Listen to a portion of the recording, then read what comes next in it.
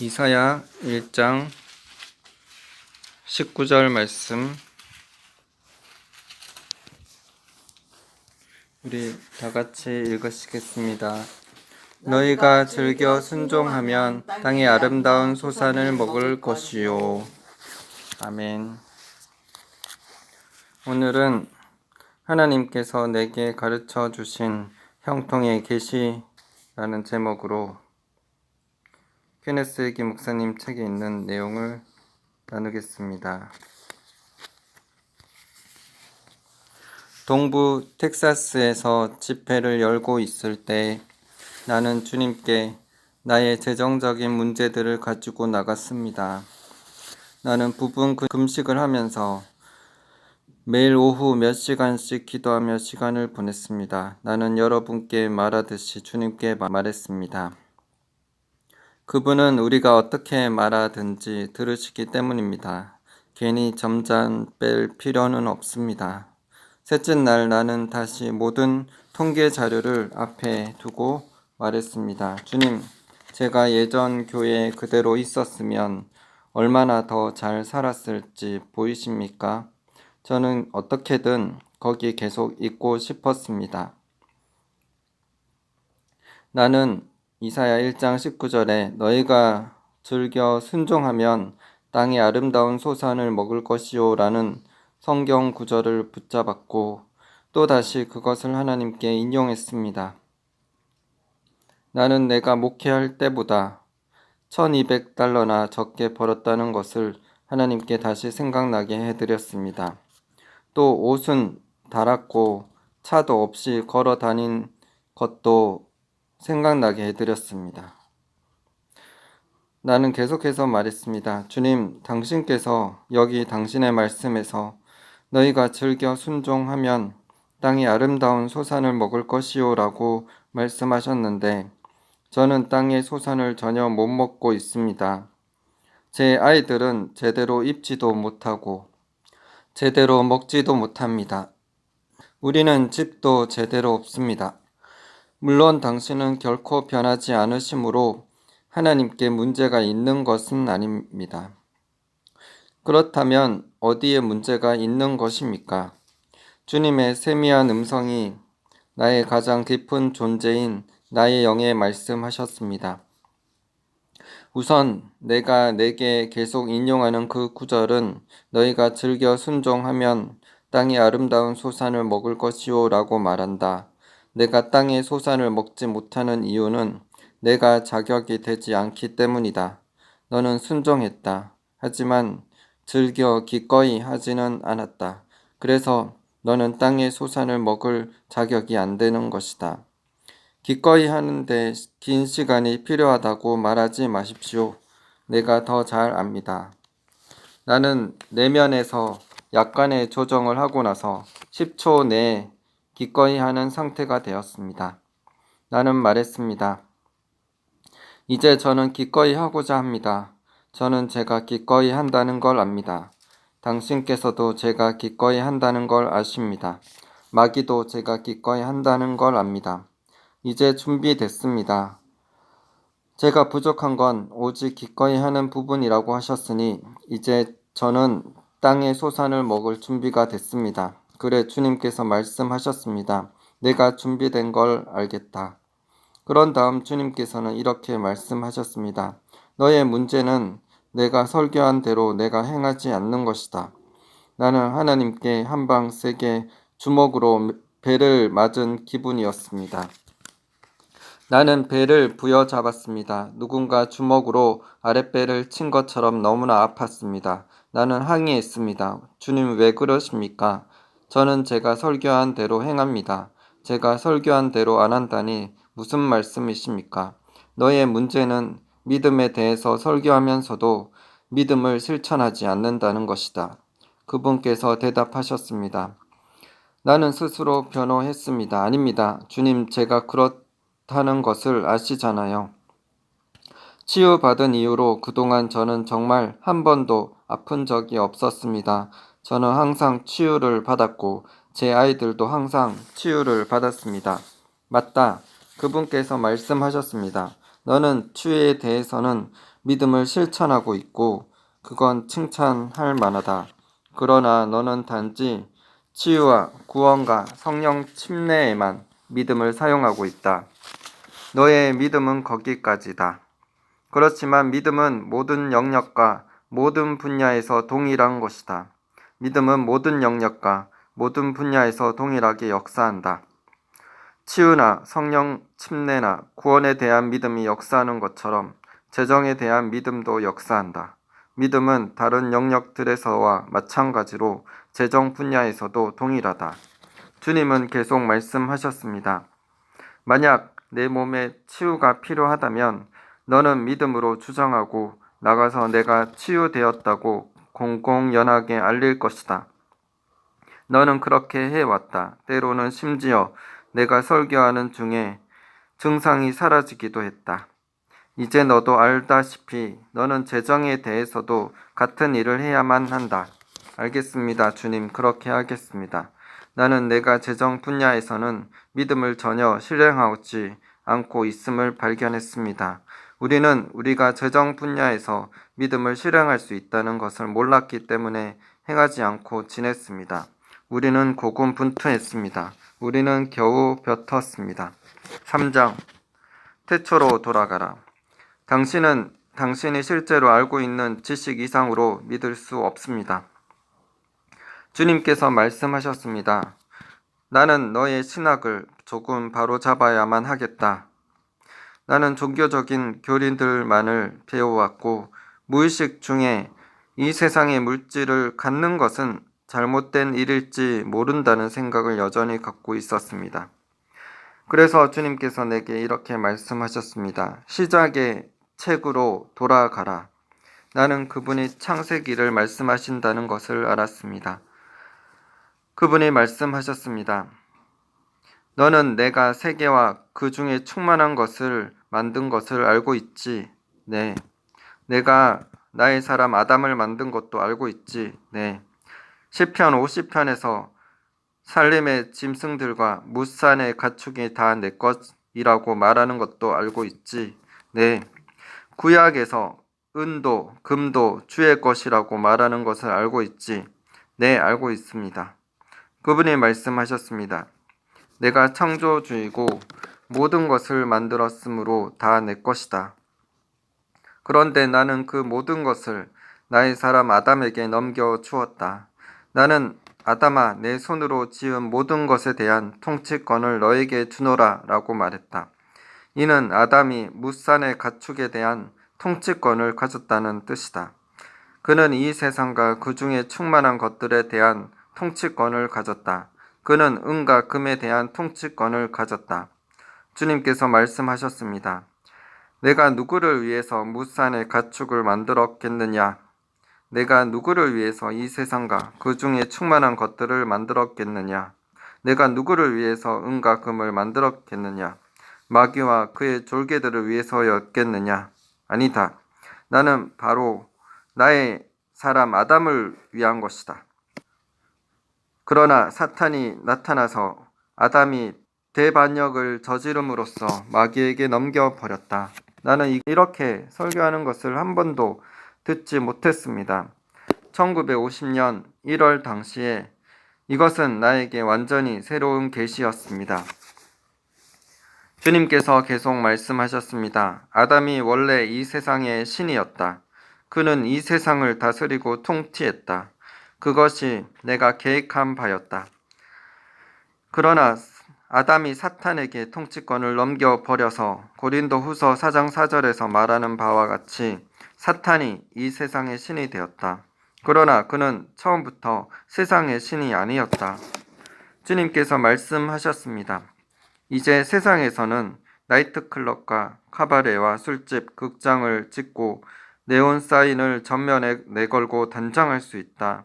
그러나 내가 교회를 꾸미려고 하면 사람들은 안 됩니다. 절대로요. 라고 말한다. 나는 믿는 자들이 마을에서 가장 좋은 곳에서 모이기를 원한다. 주님께서는 나에게 정말 이렇게 말씀하셨습니다. 주님께서 말씀하셨습니다. 내가 내 아이들에게 충분한 음식과 옷을 허락하지 않는 것이 아니다. 그건 내가 아니다. 마귀가 그런 것이다. 그는 이 세상의 신이다. 내가 필요로 하는 돈은 거기 아래 땅에 있는 것이지 여기 하늘에 달린 것이 아니다. 나는 결코 하늘에서 돈을 내려주지 않을 것이다. 나는 여기에 미국 달러를 전혀 갖고 있지 않기 때문이다. 만약에 내가 20달러짜리 지폐를 내려준다면 그건 위조 지폐일 것이다. 나는 위조 지폐를 만드는 자가 아니다. 은과 금은 내가 필요로 하는 바로 거기 땅에 있다. 나는 누가복음 6장 38절에서 주라 그리하면 너희에게 줄 것이니 곧 후이 되어 누르고 흔들어 넘치도록 하여 사람이 너희에게 안겨 주리라 라고 말했다. 바로 거기 아래에서 말이다. 그럼 제가 뭘 해야 하나요? 나는 물었습니다. 그분께서 대답하셨습니다. 우선 이게 너에게 도움이 될 것이다. 더 이상 지금까지 기도했던 식으로 돈에 대해서 기도하지 마라. 대신 무엇이든 내가 필요한 것을 주장하라. 나는 돈에 대해서 누구도 그렇게 말하는 것을 들어보지 못했습니다. 그것은 나에게 충격으로 다가왔습니다. 입이 딱 벌어지고 눈이 번쩍 뜨였습니다. 주님께서 계속 말씀하셨습니다. 너는 사탄아 내 돈에서 손을 떼라 라고 말해라. 왜냐하면 너에게 돈이 오지 못하도록 막고 있는 것은 내가 아니라 사탄이기 때문이다. 돈은 거기 땅에 있고 이 세상 신인 사탄이 그것을 통제하고 있으니 주장해라. 무엇이든 내가 원하거나 필요로 하는 것을 부르면서 이렇게 말해라. 나는 무엇을 주장한다. 사람들은 이렇게 논쟁할 것입니다. 글쎄요, 나는 하나님께서 우리가 필요한 것을 채우실 것은 믿지만 원하는 것을 말하는 건 너무 지나칩니다. 그것이 바로 내가 주님께 했던 말입니다. 그런데 주님, 저는 당신께서 우리가 필요한 것을 채우시는 것은 믿습니다만 원하는 것도 채우신다고요? 그분께서 대답하셨습니다. 너는 내가 말씀에 대해 철저한 사람이라고 했지만 내가 매우 많이 인용하는 시편 23편을 보면 여호와는 나의 목자시니 내게 부족함이 없으리로다 라고 말하고 있단다. 그리고 시편 34편에서는 젊은 사자는 궁핍하여 줄일지라도 여호와를 찾는 자는 모든 좋은 것에 부족함이 없으리로다 라고 말하고 있다. 무엇이든지 내가 필요하고 원하는 것을 주장하라. 사탄아 내 재정에서 손을 떼라 라고 말하라. 그리고 섬기는 영들아 가서 돈이 오게 하여라 라고 말하라. 나는 말했습니다. 주님, 도대체 그게 무슨 말씀이세요? 저는 그런 건 한 번도 들어본 적이 없어요. 그분이 말씀하셨습니다. 그렇다면 히브리서에서 천사들은 구원받을 상속자들을 위하여 섬기라고 보내진 섬김의 영이라고 말하는 것을 읽어보았느냐? 나는 대답했습니다. 주님, 저는 보살피라고 생각했습니다. 아니다. 그 구절은 그들이 너를 보살필 것이라고 말하지 않고 너를 위하여 섬길 것이라고 말하고 있다. 예수님께서 말씀하셨습니다. 사실 섬기는 영들은 너를 섬기라고 보냄받았다. 예를 들어 내가 레스토랑에 들어가서 앉으면 종업원이 너에게 식사 시중을 들려고 너를 위해서 섬기려고 온다. 내가 주문을 하면 종업원은 가서 그대로 가져온다. 무슨 말씀인지 이해가 되십니까? 주문을 하십시오. 그렇게 말함으로써 섬기는 영들이 원하는 것을 가져오도록 하십시오. 보내십시오. 섬기는 영들아 가서 돈이 오게 하여라. 나는 이해할 수 있었습니다. 내가 무엇을 하라고 말한 적이 없기 때문에 천사들은 몇 년 동안 아무것도 하지 않고 내 주위에서 서 있었습니다. 나는 그들이 서로 이렇게 말하는 것을 상상할 수 있었습니다. 이 멍청이는 대체 언제나 깨달을까? 히브리서의 해당 단락 전체를 봅시다. 히브리서 1장 13절, 14절. 어느 때에 천사 중 누구에게 내가 내 원수로 내 발등상이 되게 하기까지 너는 내 우편에 앉아 있으라 하셨느냐? 모든 천사들은 섬기는 영으로서 구원받을 상속자들을 위하여 섬기라고 보내심이 아니냐. 천사들은 영입니다. 그들은 섬기는 영입니다. 그들은 구원받을 상속자들을 위하여 섬기라고 보냄받았습니다. 바로 우리입니다. 우리가 구원의 상속자들입니다. 나는 말했습니다. 주님, 나는 성령님께서 말씀에서 말하는 대로 우리 안에 거하시고 우리를 가르치게 되어 있다고 생각했는데요. 주님은 나에게 이렇게 설명하셨습니다.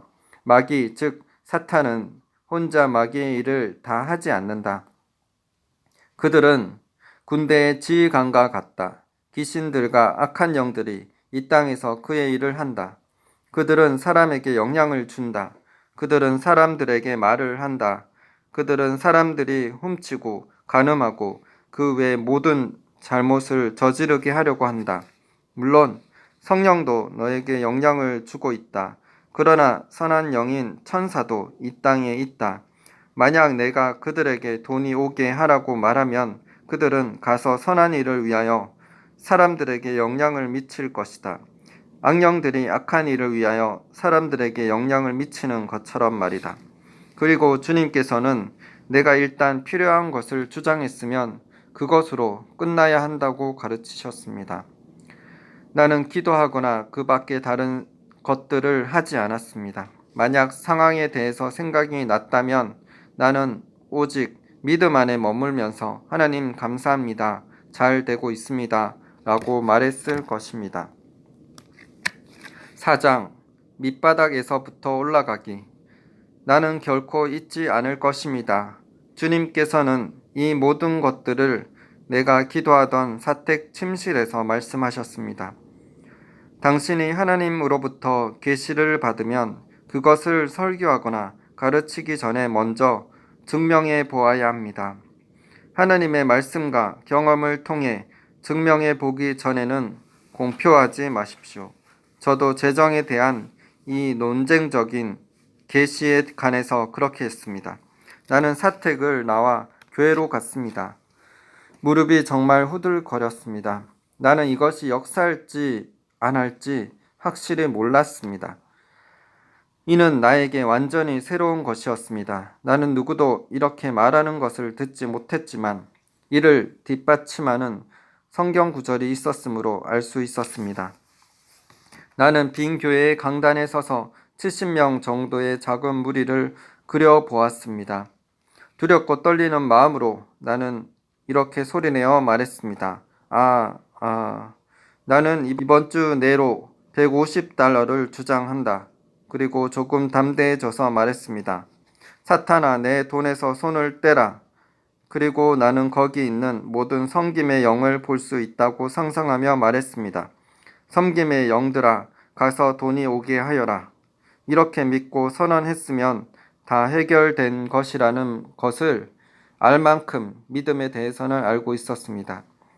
다시 반복할 필요가 없었으므로 나는 교회에서 나와 방으로 돌아왔습니다. 주님께서 나에게 그런 방식으로 기도하라고 말씀하셨습니다.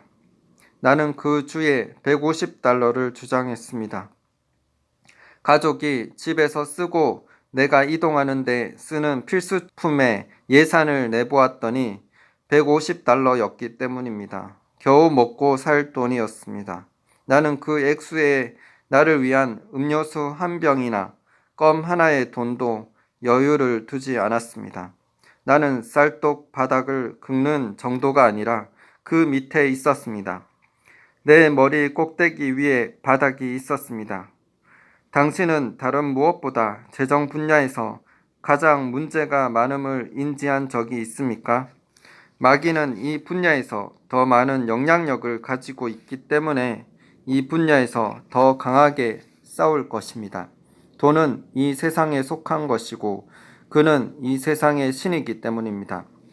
내가 집회를 열고 있던 교회는 동부 텍사스의 유전 아래에 있었습니다. 그 유전들은 전성기가 이미 지났었습니다.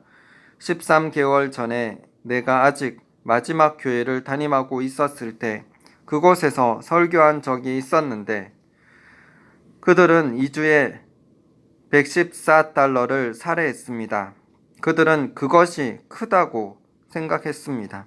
나는 만약 그 목사님께 내가 한 주에 100달러를 생각한다고 말했다면 그분께서 하나님이 역사하셔야 될 것입니다 라고 말씀하실 것이고, 한 주에 150달러를 생각한다고 말했다면 그건 하나님도 못하십니다 라고 말하실 것을 알았습니다. 게다가 그 목사님은 10달러 내실 분 계신가요? 5달러 내실 분 계신가요? 라고 하면서 사람들에게 45분간 탄원하여 작년에는 한 주에 57달러를 나에게 주셨습니다.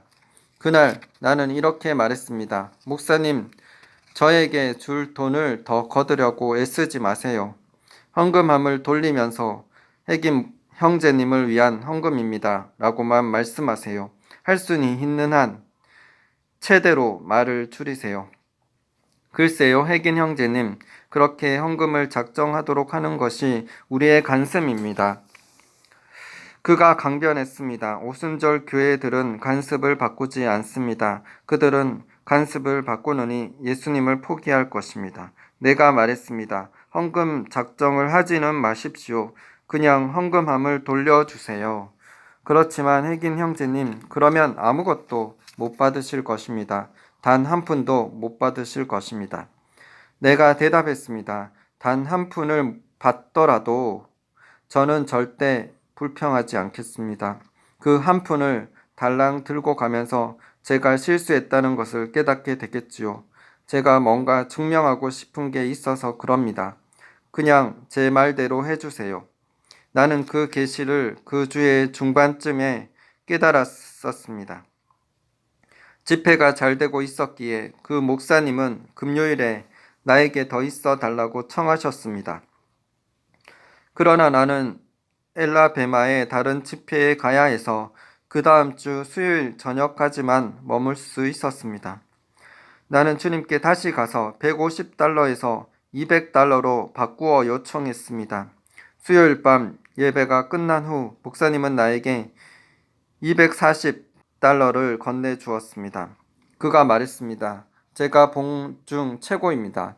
세상에 어디서 이런 돈이 나왔는지 모르겠네요. 내가 대답했습니다.